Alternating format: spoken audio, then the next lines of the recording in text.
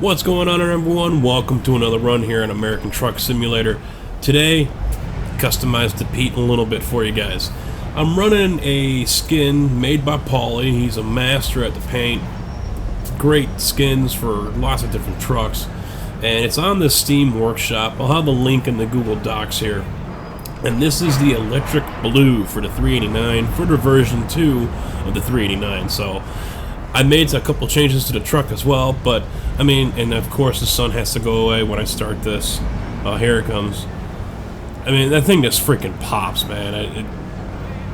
I'm loving the way all that blue is, and then the lightning, the pulses through there. I'm loving it. It looks really awesome. It's on the fenders. I did the cover between the frame there. As you can see, I moved the box all the way up, but actually the box is right there in the plate that's in the frame too, so I don't have the stick and the cables hanging there anymore. Another change I've made, you might notice, right there, got the drop-down visor on it, and also the new stacks, 8-inch flat tops painted. Also took off the tag axle and also changed up the headlights here. So I've got the LEDs now, and of course they won't light up until I fire the truck up. So other than that, no real other changes have been made to the truck. Still running the Cummins N14 600 in it, 18 speed Eaton Fuller with a retarder. And today's load is the Mack trailer. This is from the American Tippers pack, which was all the way back out on like 1.1.1 or whatever. That also will be in the Google Docs. I've done this trailer before, back in April, I think. No, wait, this is May, so it might have been early April. It was one of the first videos I did. And there's actually the second video after, I believe, I picked up the 389. It's been somewhat popular, so why not go ahead and run with this thing again? So it's the first trailer I've seen that's running super singles. As you can see, just one big tire on there. He's got some Goodyear rubbers on the trailer. I believe there are different axle configurations with this trailer, so you know, you never know what you're really gonna get. And of course, I got the super singles on the Pete here. That is not going to be changing anytime soon. And today, actually, I'm going to discuss a little bit about the super singles and what I have seen in my research I did briefly today about super singles, pluses and minuses and things like that. So let's get on the road first.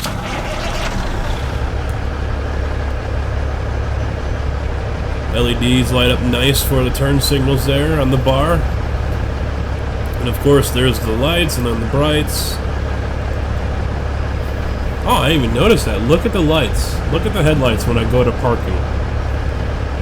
Even the little filament on there still lights up a little bit. That's kind of trick. I like that.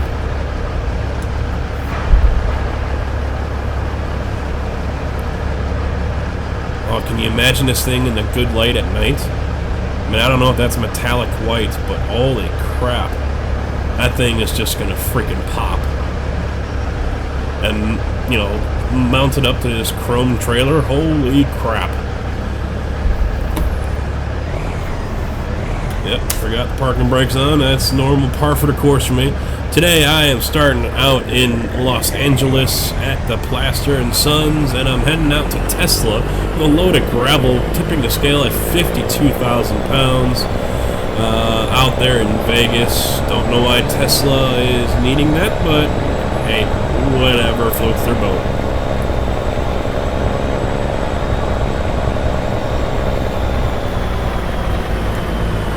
$11 hours to do the job, but GPS says I'm only going to need about 6. Ooh, good thing I looked at the GPS as well. I need to turn left, not right.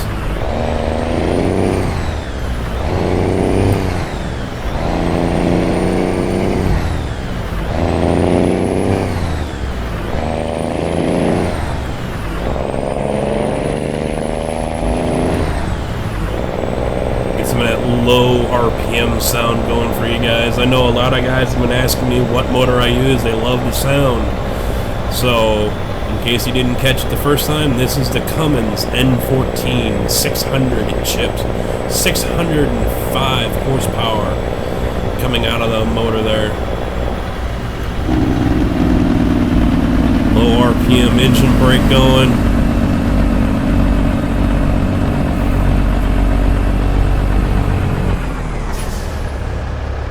I gotta get a green light right away. I saw one guy go, yep, I got a green light.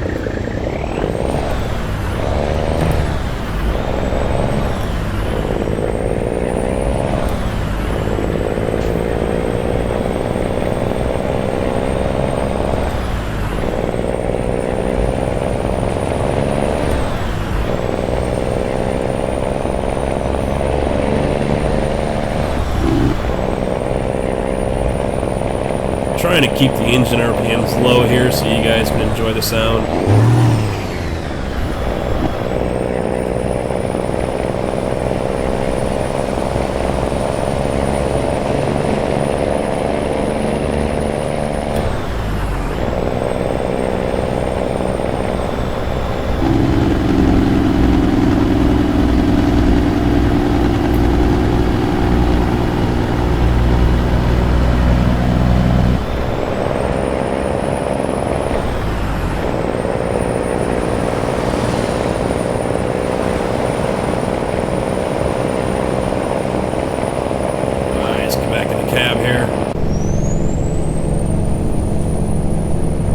Probably should lower my seat a little bit. I feel with a truck like this, the custom look, you know, the custom visor, I need to be sitting another, you know, 2-3 inches lower than this. And holy crap, I should have checked my fuel before I left. I was worried about making sure I had enough sleep and whatnot, but my own mistake for not checking the fuel.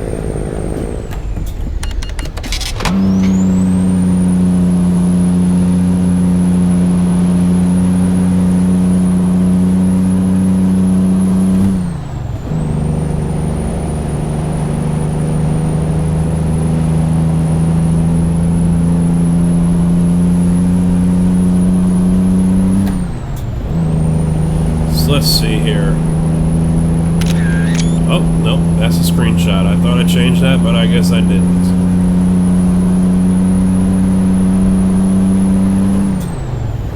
Well, I see sleep right there.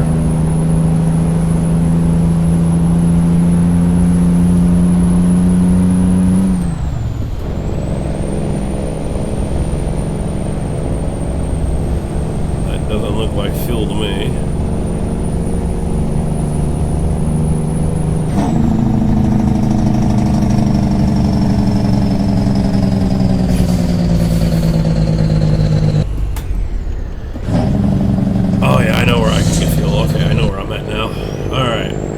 I should be able to make it. So, 189 miles left. I got 39 gallons. Yeah, I'm good to go. As I was going to say, the super singles here, they, depending on who you talk to, where you look, where you read, you're going to either find people that enjoy them, that like them, have no preference, or hate them.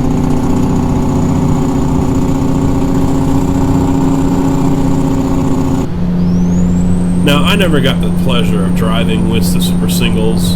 For the 8 years I was in the used oil business, the company didn't have any trucks with those on there, and I mean, the closest you could probably get is the Mack that we had, the vac truck, and that was on the steer tires though.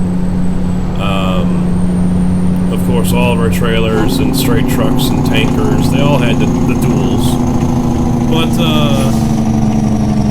you know, the trailers, or the tires seem to be teaching their own, really. You're going to find people that love them, like I just said, and you're going to find people that hate them.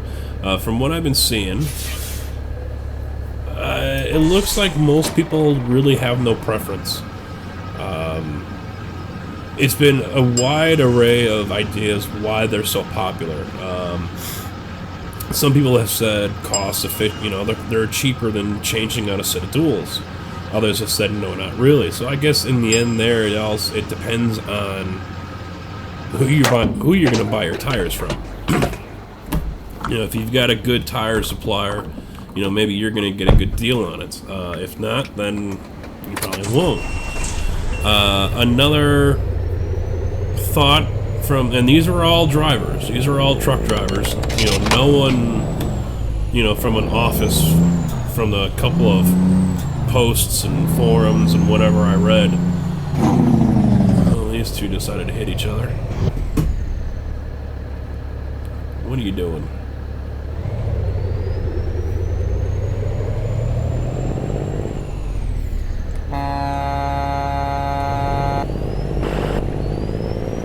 What the hell are you two doing here?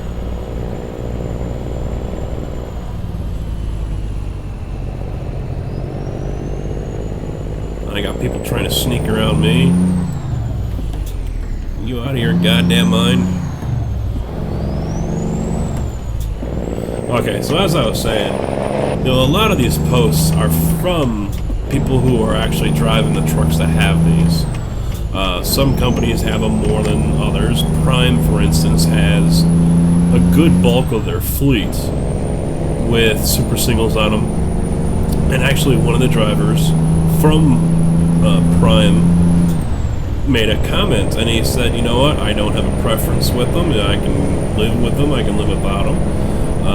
He says, one thing I noticed is they seem to be smoother over the small to medium-sized potholes compared to the duals.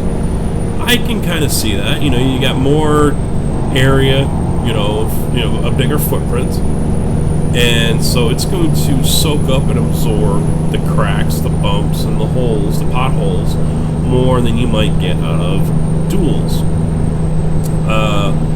Another driver had said that having the singles helps lower drag and wind resistance compared to duals, because the duals will create turbulence because of the air getting between them.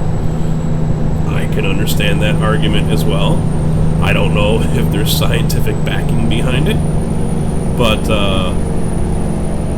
the main thing that majority of the people were saying, the ones that like it, the ones that don't care, and the ones that hate them, is fuel efficiency. And that the singles are more fuel efficient than duals. So I have not seen the math on that myself, so I cannot say whether that is fact or fiction, but a lot of them were saying that was the main thing, was the fuel efficiency compared to the duals. Now, anyone that knows anything about the trucking industry as of the last few years, fuel efficiency has been key. That has been a major thing. That's why you see all these trailers with curtains underneath them. That's why you see the trailers with the wings on the back. It's all for more aerodynamics. It's all for making that truck a little bit more slipstream and slide through the air, or, you know, slide through the air with less drag. Less drag means the less work the engine has to do. It's just like drafting in NASCAR, or if you're driving your own vehicle. It doesn't matter if you drive a car, pickup, van, whatever. If you are able to visually change, like I can do here, I can see gas mileage, my Eaton right there. If you have a car that allows you to do that, get behind a truck or another car, or a couple different cars, because I've noticed not all of them are the same. Get behind them, draft them. You know, be about this distance, one car length, maybe two, depending on how big the vehicle is. I mean, I don't want you guys, you know, sniff their tailpipe and everything, but, you know, you get the idea. Get kind of close and watch and see what happens with your gas economy. Your instant average mileage is the one that's constantly changing. Like the one you can see there, now I'm 99, now I just dropped down to 5.3, down to 4.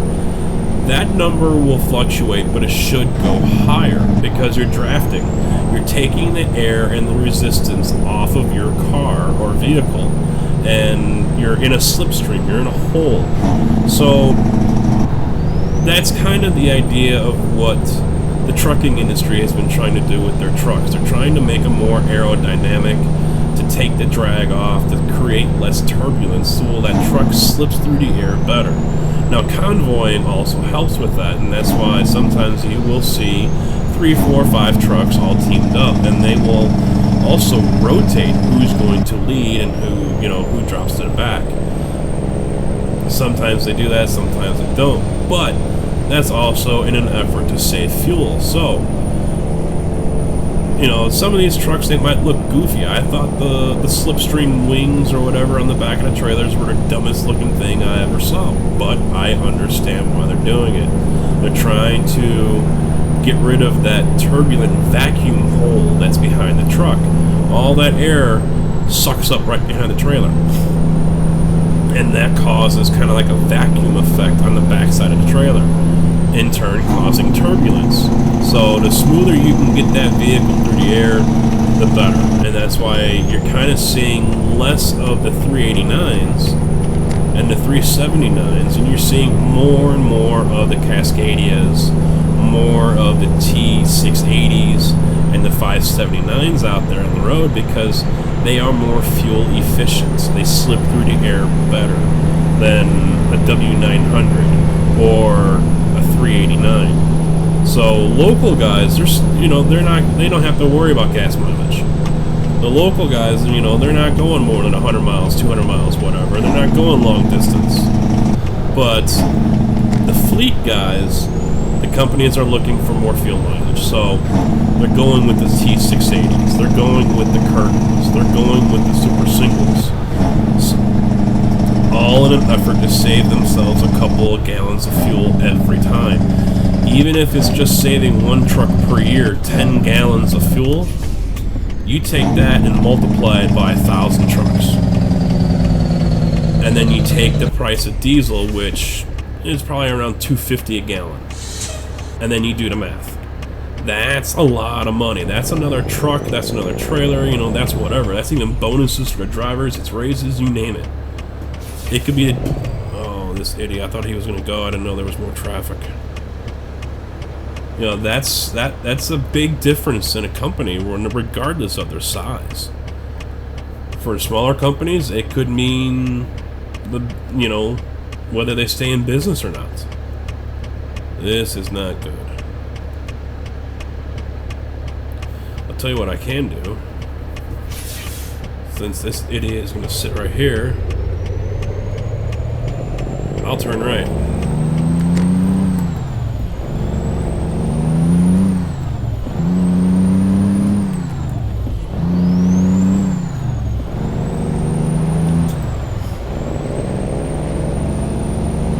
Because this road curves.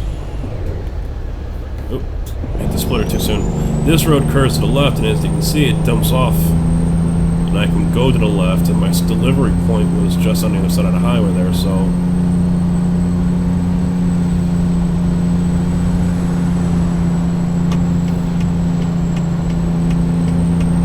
Oh, maybe I put it on too soon.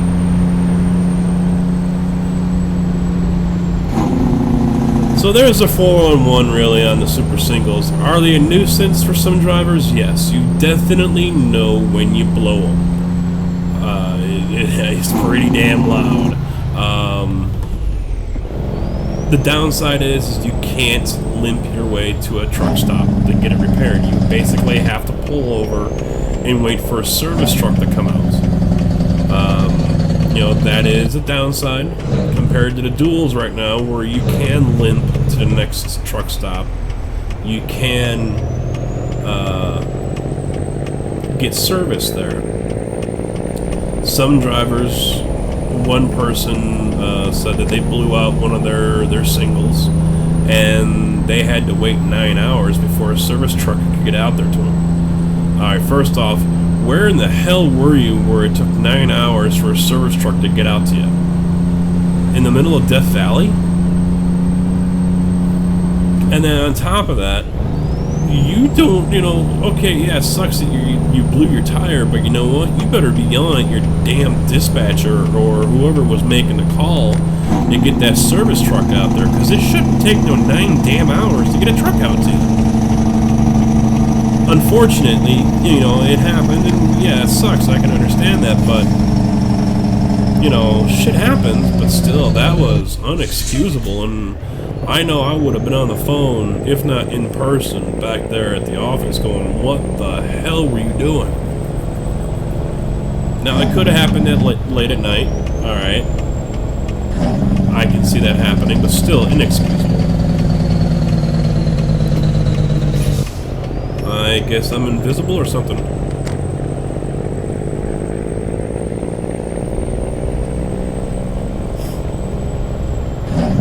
Now, I didn't see anyone saying that you have to replace the rim, because the rim is usually dragging on the ground after you blow a tire. I didn't see anyone say that. I'm not saying it doesn't happen. It probably has. You know, it's probably not going to happen every time. But, you know, that is an unfortunate side effect to having a single go out on you like that. Alright. I'm parking back there, so...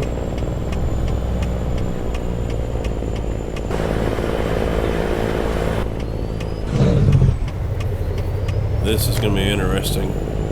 Unlike a 48 or a 53-foot trailer, the tandems on this thing are all the way in the back. So, it's going to turn like the Titanic. Oh, crap. Where am I? Oh, son of a bitch. I gotta go around. I don't think I can spin around here, or can I? I don't think so. I'm gonna give it a shot.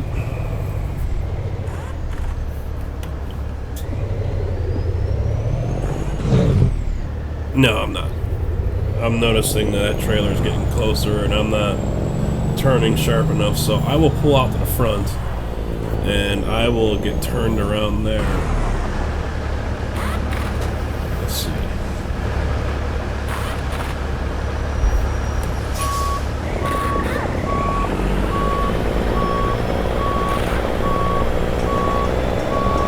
I got me an idea.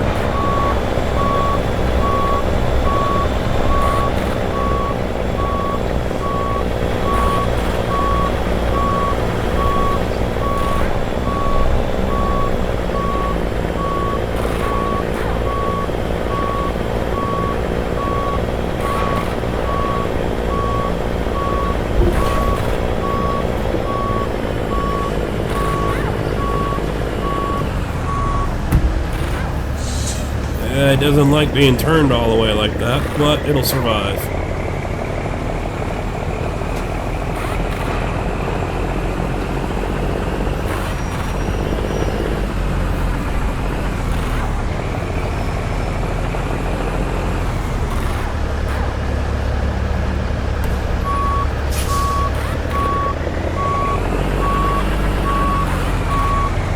Now, what would be cool if we had an option to lift the axle, the inside tandem axle on that trailer. That's what they'll do when they're empty. A lot of the times you'll see these trailers where they lifted up the axle.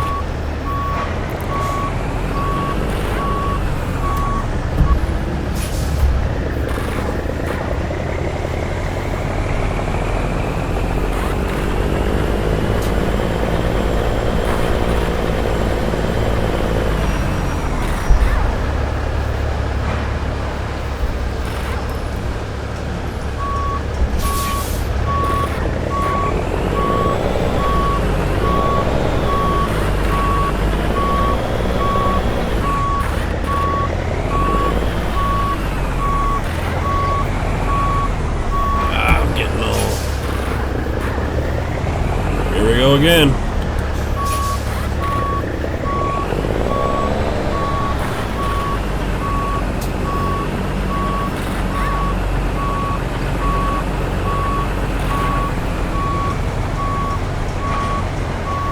Alright. Straighten it out and this will be the last time, I promise. I'll get it on this one. I had to wiggle my way in here. I am not going to screw this up. But then again, I've said that before, haven't I?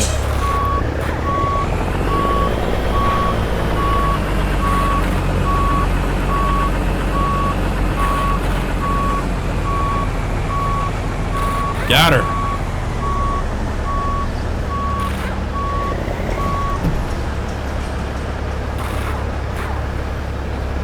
There we we go. All done. So there you have it, guys. Check out Pauly's skins here. He's on the Steam workshop, if I could speak today. And also, if you haven't done so already, go to Facebook, Cummins N14, like me there. Also, Twitter, follow me on there. Keep up to date on any special announcements I might make. Like this past Monday, I did a live stream. Impromptu live stream with Full Tilt until he had computer issues. He's gotten that fixed, and as of right now, he will still be joining me today or tonight for the live stream, 7:30 Central. That's Chicago time, so adjust yourself accordingly. And give or take 5 or 10 minutes, so be ready. We are starting in Fresno, California. And damn it, I had the place where we're... Oh, it was the truck stop. Oh, see, this is what sucks because they don't have road names. It's the truck stop on the south side of town on I-5, I think it is. I-99, between the two Walmarts. So I will take a photo of it. Actually, why am I talking about taking a photo? Let's see. Give me the world map. What the hell am I thinking, huh? Where am I? Barstow. Fresno. I don't have to give you guys directions. It's right here. There is 99. Here's the Walmart. There's the Fresno shop. So you're just going to come right down past Bittman. Actually, you're going to take the highway. Screw it. Take the highway past the Walmart. And there we are. So here it is right there. I'll zoom out a little bit so you guys can get a better idea. There's Walmart. There's the Texaco or the Gallon. So you're going to leave the shop, hit the highway, take the highway all the way down, and then there it is. That's where we will be stopping at. That's where we will be starting at tonight at 7:30. So grab your trailers. Go ahead and meet us there. And, well, actually, don't get your trailers. Let's find out where we're going first in the first load. Yeah. Let's see where we're going to go first. So meet us there if you're going to run bobtail. Wow, did I screw all this up, huh? Alright, well... That's why it's time for me to go to bed. Until later on today, guys. Thanks for watching. Take it easy.